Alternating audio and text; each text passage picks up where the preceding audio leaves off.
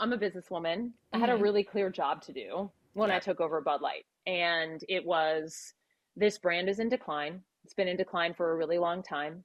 And if we do not attract young drinkers to come and drink this brand, there will be no future for Bud Light. So I had this super clear mandate. It's like, we need to evolve and elevate this incredibly iconic brand. And what I brought to that was a belief in, okay, what does evolve and elevate mean? It means inclusivity. It means shifting the tone. It means having a campaign that's truly inclusive and feels lighter and brighter and different and appeals to women and to men. And representation is at sort of the heart of evolution. You've got to see people who reflect you in the work. And we had this hangover. I mean, Bud Light had been kind of a brand of fratty, kind of out of touch humor. And it was really important that we had another approach. And on that topic, the transgender actor and influencer Dylan Mulvaney has been the target of a barrage of attacks from anti-trans individuals online after she did an ad with Bud Light a couple of weeks ago. She's someone who has been here to the White House. She interviewed the president last year. He had a lot of warm words for her. Has anyone here at the White House reached out to her since she became the target of these attacks? So don't have any calls to review at this time, and I don't have anything to say specifically about this report, but what I can say, when a transgender American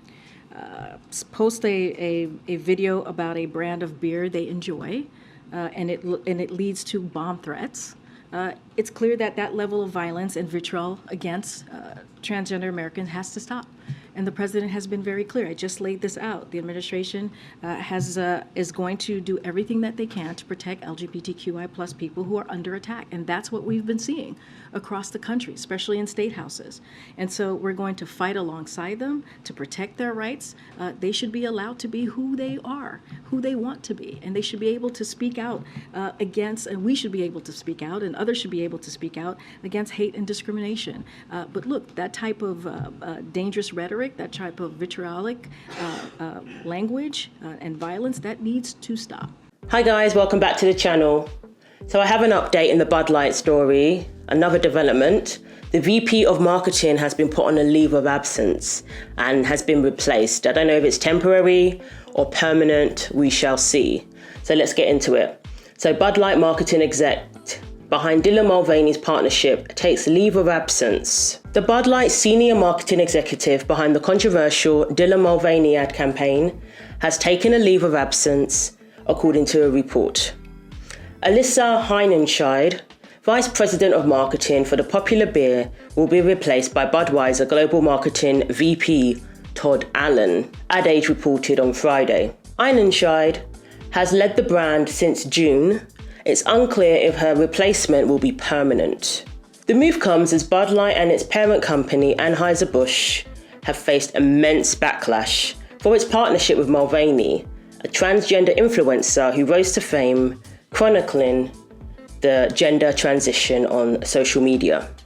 At the conclusion of Mulvaney's transition, which was dubbed 365 Days of Girlhood, the beer maker sent the activist a custom-made can featuring Dylan's face, which was revealed on April the 1st in an Instagram post with the hashtag Bud Light Partner. Then a video of Dylan in the bathtub was posted, which was very bizarre. A day before Mulvaney announced the partnership, Heinerscheid was interviewed on the podcast Make Yourself at Home, where she discussed her work in transforming the Bud Light brand from its fratty and out-of-touch humor to a beer company that embraces inclusivity.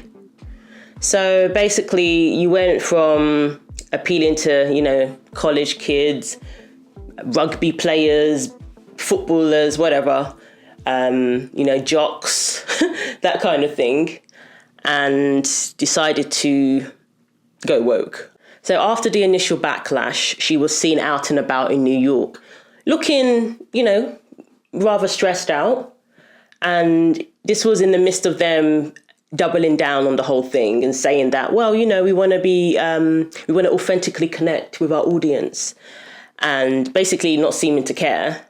But behind the scenes, who knows what was going on? And then we have the higher up executives claiming that they were unaware that the brand was going to go in this direction, which again, many find very hard to believe, because you should know what direction your brand is going in, obviously. And she was recruited specifically to save the brand. She said the brand was failing, and she was brought in to take the brand in a new direction that was going to attract a younger audience.